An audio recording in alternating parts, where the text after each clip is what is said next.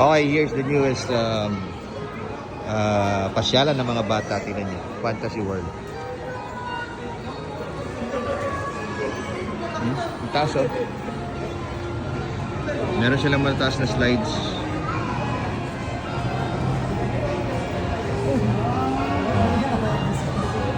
Mas nice. Ang tataas na ito. Ang taas part ito.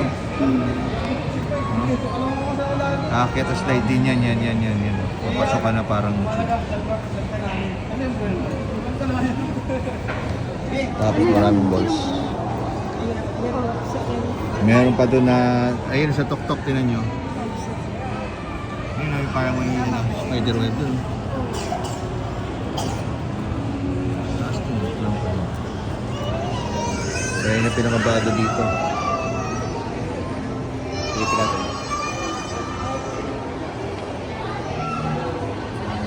Fantasy World, magkano ba? So, ang price, ayun, 200 for 2 hours. Mga mababa na yun.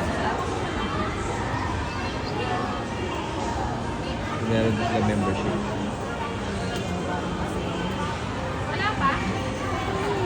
Rico. So, railways, check. Trampoline yung mga sport.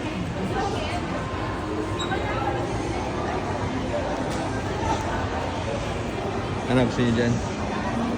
Ayaw na sila, malalaki na ito mga ito.